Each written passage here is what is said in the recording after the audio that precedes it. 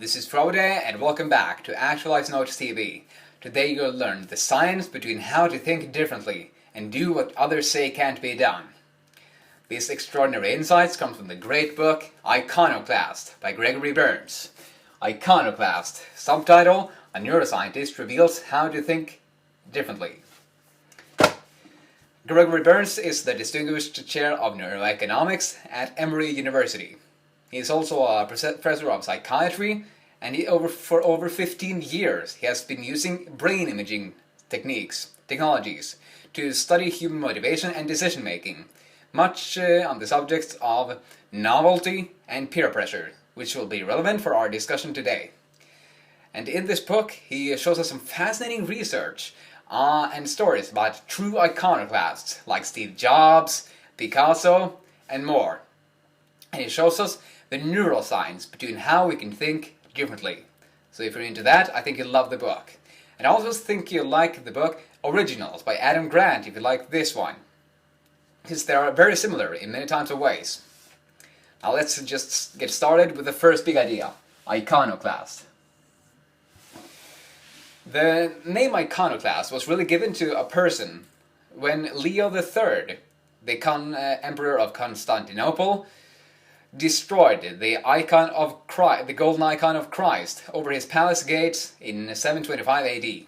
And it literally means destroyer of icons.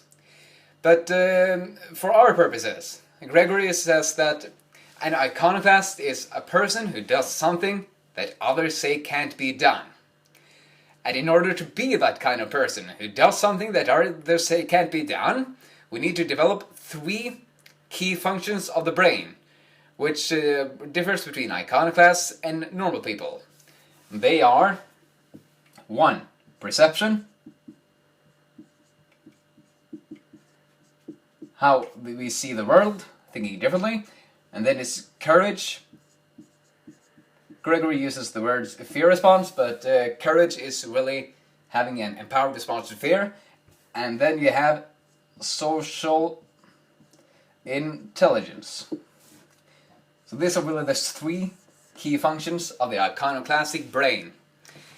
And well, this is the theory, and this is what we want to develop if we want to think differently and do what others say can't be done. So let's go into some more practical ideas for how to develop these functions. We'll start off with perception, with the second big idea, efficiency traps. This is, Gregory says that perception is really lying at the heart of iconoclasm. And the iconoclast is able to see things differently from other people, because he doesn't as easily fall into efficiency traps. And efficiency traps is only thinking about seeing the world around you in terms of what you have experienced before or other people's opinions. And this presents a very limited way of thinking, because we're not able to think in many new ways. And Gregory says that the number one way to start thinking more widely and differently than other people is to bombard your mind with positive stimuli. Now, this is not push notifications. It is not email, text messages, social media updates that's constantly bombarding our minds and distracting us. It's positive stimuli, like reading new books, reading widely and deeply, exploring new cultures, exploring new countries, meeting new people. All of the ways you can have new experiences. That's really the number one way of developing an iconoclastic brain. So we don't fall into efficiency traps. And then we have a third big idea, amygdala plus reappraisal. We're now at developing courage. Your amygdala lies within your brain, and this has an input and output stage. The input is when you see at the situation and interpret that situation, you give it a meaning as something good or something bad. And when you interpret something as something bad, you usually get a fear response. The amygdala, that's the output of the amygdala. It gives you a fear response. So input is what meaning you assign to something, the output is how you respond. And if you want to develop an iconoclastic brain, we really need to get really good at something he calls cognitive reappraisal, meaning that We see something that happens, and instead of interpreting it as something bad, we reinterpret it into something good. For example, you might see a woman crying outside a church, and you instantly think that she's crying because somebody died, which might trigger a fear response in some people. But you also might reinterpret that through cognitive reappraisal that that woman is crying outside the church because of joy, because somebody just married in her family. And when I get a comment with feedback on how I can improve, I can either take that heartily and say that the other person is... so many people must be annoyed by the poor quality of my videos. Or I can flip it, cognitive reappraisal, and say that that person really cares about me becoming better at what I do, so I can help more people. And what Gregory has found out is that when you're able to effectively reappraise the situation from something bad to something good, your prefrontal cortex comes online, meaning that you get conscious control over what you do, and your amygdala goes offline. You can think of it as a seesaw. When your prefrontal cortex, PFC, is online, your amygdala goes offline. You don't have a fear response.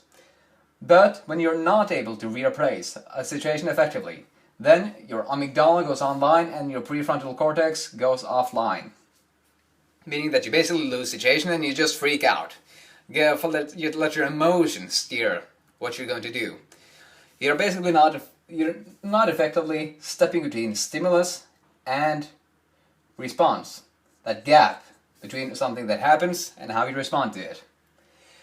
But if we want to develop our courage, we need to get really good at reappraising what happens, so our amygdala doesn't fire off a fear response. And the fourth big idea is related. Stress equals opportunity. Gregory says that we can't live our lives running away from stress, because that's kind of a pitiful way to live. And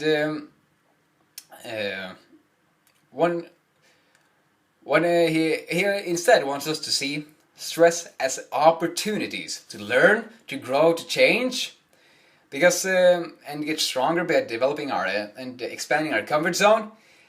And another way, and this is reappraisal by the way, seeing stress as opportunities. And another way to decrease chronic stress is to substitute it with short-term stressors. And he has two ways to do this.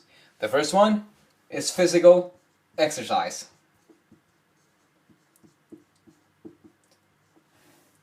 And Joe DeSena talks about this in his book Spartan Up, and he says that he really enjoys getting his 60 minutes of pain in the morning, because then that would be the worst thing that happens to him all day.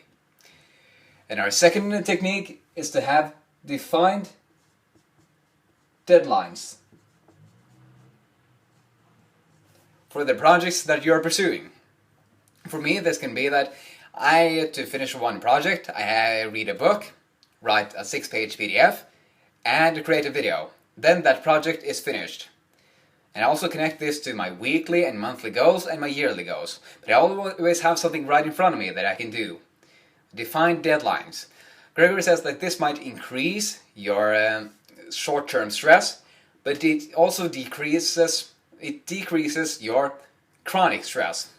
And chronic stress is really bad for you. So we want to get really good at seeing stress as opportunities to grow and using short-term stressors.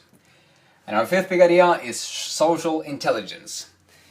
Social intelligence is based on two core aspects, and that's familiarity and reputation.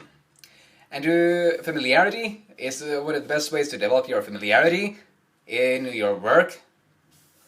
And by the way, we're at the third aspect of the iconoclastic brain. Develop your familiarity. It's one of the best ways is to produce a huge amount of work.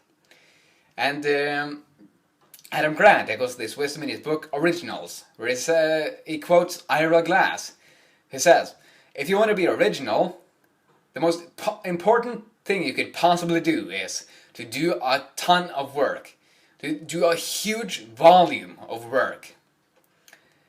So that's familiarity. And to develop your reputation, one of the best ways is to just be a good human being. Be a person who people like being with, and be someone who really cares about creating something that other people will enjoy. So that's social intelligence. Think about that as you reframe stress to opportunities, you reappraise it, and you use short-term stressors to decrease chronic stress. And then you develop your courage by reappraising what happens from bad to good. How can you benefit from what happens?